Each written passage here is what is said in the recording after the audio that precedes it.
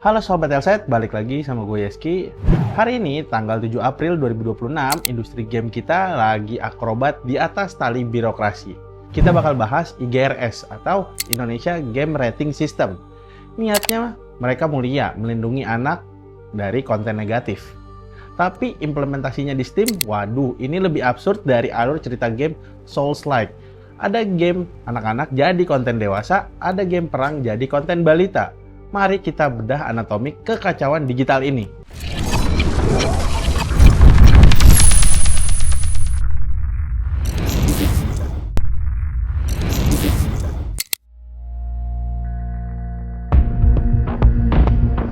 Kenapa bisa kacau? Karena ada trilogi regulasi yang bikin pusing.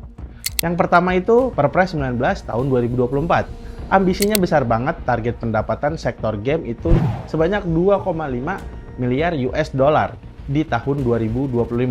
Tapi syaratnya cukup ketat nih, wajib klasifikasi.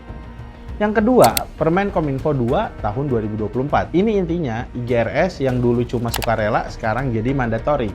Tiap game yang bisa diakses di Indonesia wajib verifikasi pemerintah. Yang ketiga, PP Tunas, PP 17 tahun 2025. Anak di bawah 17 tahun butuh verifiable parental consent dengan masa tunggu sampai 24 jam. Masalahnya, kategori usia di PP Tunas sama IGRS itu nggak sinkron. Yang satu kementerian bilang A, instansi lain bilangnya B.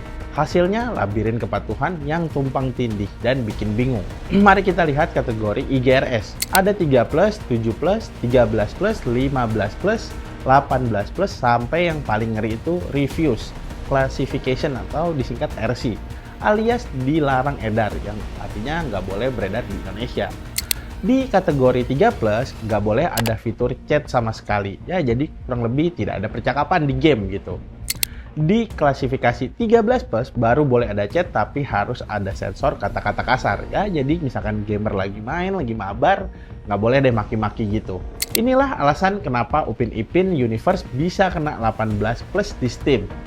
Mungkin algoritmanya mendeteksi fitur interaksi online atau simulasi judi yang nggak lolos standar ketat kategori anak. Sementara itu, gimana sama PUBG? Karena fokus sistem otomatis cuma ke interaksi online, kekerasan senjatanya malah luput dan dapat rating 3+. Ini bahaya Sobat Elset, orang tua bisa kecolongan ngasih game simulasi pembunuhan ke balita cuma karena labelnya aman, menurut sistem yang lagi error ini. Nah, ini isu hidup mati.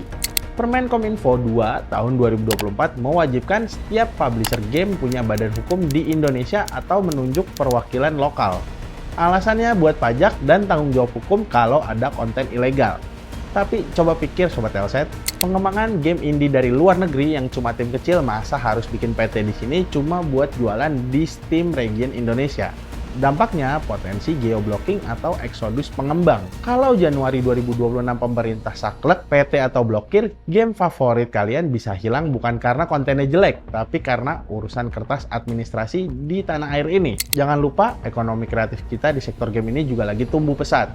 Tapi kalau regulasinya terlalu restriktif, kita malah mencekik angsa petelur emas kita sendiri. Atlet e-sport, pelatih, sampai streamer bisa kehilangan mata pencaharian kalau gamenya diblokir. Dan sejarah membuktikan kalau akses legal dipersulit. Pemain bakal balik lagi ke jalan ninjanya, yaitu versi tani atau versi bajakan. Ini malah merugikan pengembang lokal yang selama ini kita dukung. Angka pendaftaran resmi per April 2025 baru mencatat 12 judul game. Padahal di Steam itu ada ribuan game yang udah tersedia. Kesenjangan ini membuktikan sistemnya belum efektif. Kita butuh jembatan, bukan duri administratif. Semoga pemerintah mau kalibrasi ulang sebelum kiamat game digital benar-benar terjadi di Indonesia. So, gimana menurut kalian? Apakah regulasi ini beneran buat lindungin anak atau cuma bikin ribet? Kalau kalian suka topik yang kita bahas, jangan lupa like, share, dan subscribe. Komen di bawah topik apa yang mau kita bahas di Telset Lounge. Gue Yeski dari Telset, sampai jumpa lagi di video-video berikutnya. Bye!